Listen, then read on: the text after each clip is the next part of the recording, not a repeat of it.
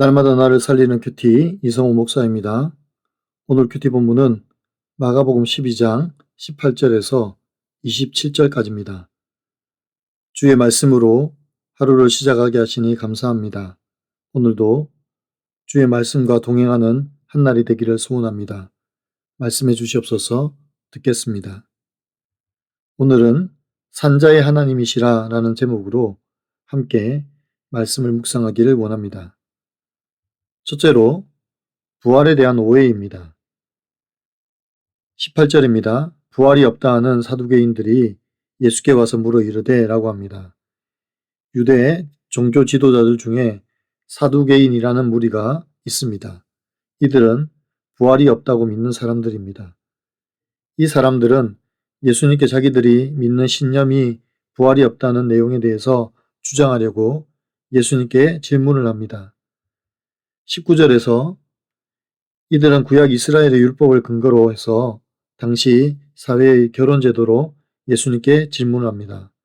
이들의 질문은 율법의 정신에 대해 관심이 있어서 예수님께 질문한 것이 아니라 부활이 없다는 자신들이 믿는 신념을 증명하기 위해 이 율법을 가져온 것입니다. 그래서 그들은 예수님께 극단적인 질문을 합니다. 20절에서부터 보면 7형제가 있었는데 마지가 아내를 취하였다가 상속자가 없이 죽고 둘째도 그 여자를 취하였다가 상속자가 없이 죽고 셋째도 그렇게 하여 7이 다 상속자가 없었고 최후의 여자도 죽었나이다. 7사람이 다 그를 아내로 취하였으니 부활 때 곧 그들이 살아날 때에 그 중에 누구의 아내가 되리이까 라고 합니다. 여기 사두개인들이 7형제라는 극단적인 설정을 가져온 이유는 부활이라는 개념이 자기들의 입장에서는 도무지 이해할 수도 없고 용납되지도 않는 웃기는 이야기라고 생각하기 때문입니다. 그래서 24절과 25절에서 예수님께서 이렇게 대답하십니다. 예수께서 이르시되 너희가 성경도 하나님의 능력도 알지 못함으로 오해함이 아니냐. 사람이 죽은 자 가운데서 살아날 때에는 장가도 아니가고 시집도 아니가고 하늘에 있는 천사들과 같으니라고 합니다. 그들은 하나님을 자신들이 이해할 수 없는 범위 안에 가두었습니다. 그래서 성경도 하나님의 능력도 알지 못해서 오해했다고 하십니다. 진정한 부활은 육체의 소생이 아니라 영광스러운 변화라는 것을 말씀해 주십니다. 어리석은 사두개인들은 자신의 신념과 잘못된 지식에 사로잡혀서 하나님의 말씀을 오해하고 자기들만의 해석으로 해석하려고 했습니다.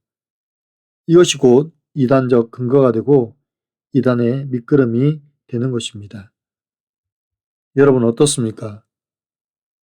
나의 하나님은 나의 상식보다 크신 분임을 믿습니까?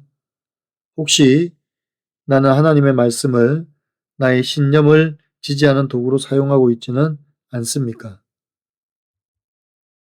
두 번째로는 하나님에 대한 오해입니다. 26절입니다.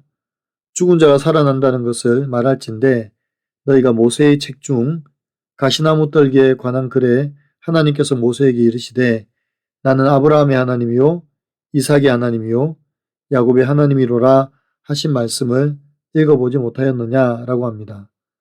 사두개인들은 구약 성경 중에 모세 오경만을 정경으로 인정하며 그 안에 부활에 대한 언급이 없다는 것을 주장했습니다. 그래서 예수님은 출애굽기 3장에서 하나님께서 모세를 부르실 때 가시떨기 앞에서 하신 말씀을 인용하십니다.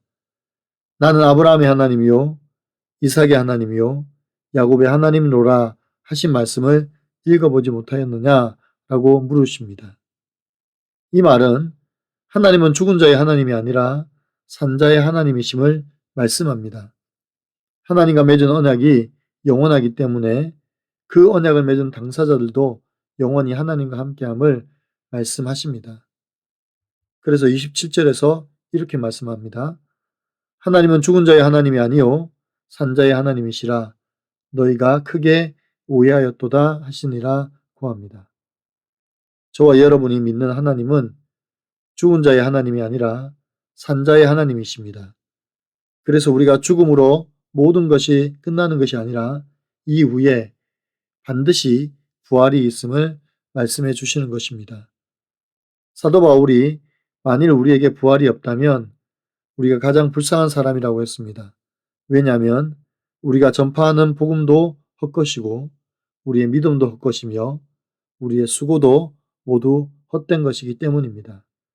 하나님은 예수 그리스도를 부활의 첫 열매로 우리 가운데 보내주셨습니다. 그래서 우리도 그리스도와 함께 부활하여 하나님의 영광을 누리며 영원히 살 것입니다. 이것이 곧 임마누엘 영생입니다. 적용해 보세요. 나의 하나님은 죽은 자의 하나님이십니까? 산자의 하나님이십니까? 그래서 나와 동행하심을 믿습니까? 나의 수고와 인내는 부활의 소망 위에 세워져 있습니까?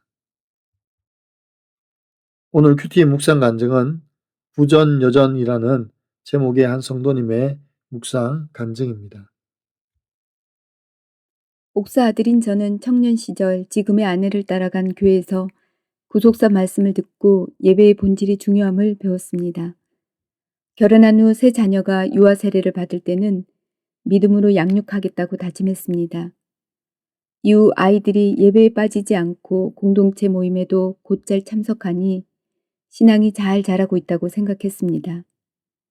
그런데 어느 날 학교에서 진화론을 접한 초등학생 딸이 제게 폭풍 질문을 했습니다. 선악과가 없다면 죄짓지 않았을 텐데 하나님은 왜 그걸 만드셔서 우리를 힘들게 하시는 거야? 사람이 죽었는데 어떻게 다시 살아나지? 묻는 족족 답을 해줘도 딸은 꼬리에 꼬리를 물며 불신이 담긴 질문을 계속 쏟아냈습니다. 그러다 하루는 딸이 하나님 지만 또 영광 받으려고 하네? 라고 했습니다. 저는 이 말에 화가 머리 끝까지 나서 이유를 묻기보다 저주의 말을 퍼부었습니다. 그리고 갑자기 우리 가정에 재앙이 임할 것 같은 두려움에 낙심했습니다. 그런데 오늘 말씀을 묵상하며 성경을 지식적으로만 알고 믿지 않아 부활이 없다고 하는 사두개인이 바로 저임을 알게 되었습니다. 말씀 보고 예배 잘 드리면 복 받는다는 기복신앙으로 딸의 불신의 말에 불안했던 것입니다. 돌아보니 저는 아이들이 예배 시간에 떠들면 차가운 눈빛으로 쏘아보며 무서운 분위기를 조성했습니다. 특히 딸이 어릴 때 떼쓰고 울면 턱을 잡고 울지 못하게 하기도 했습니다. 그러면서 예배 드릴 때면 회개가 아닌 자기 연민의 눈물을 흘렸습니다. 딸의 불신은 성경도 하나님의 능력도 알지 못하여 오해한 제 삶의 결론입니다.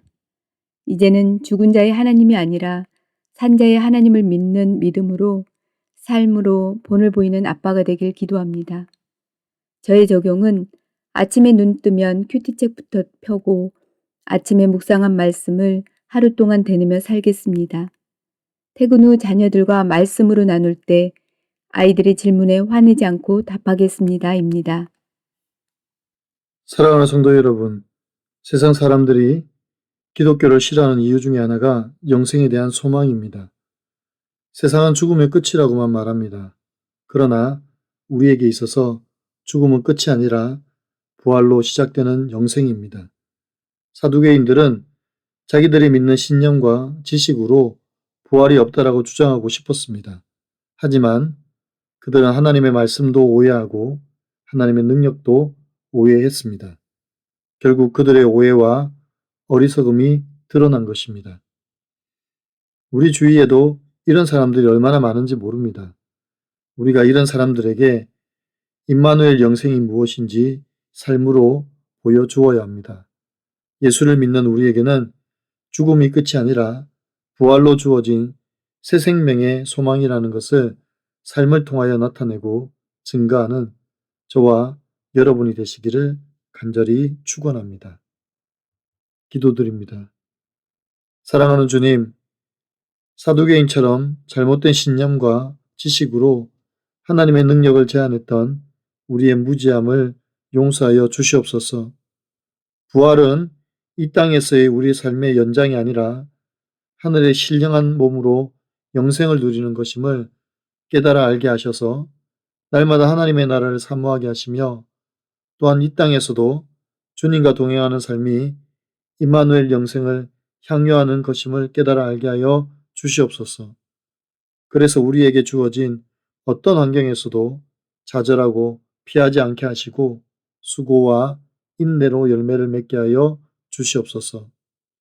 우리가 누리는 임마누엘 영생이 죽어가는 영혼들을 참된 생명 가운데로 인도하는 통로가 되게 하시며 저들을 예수 그리스도의 부활로 인도하는 다리가 되게 하여 주시옵소서.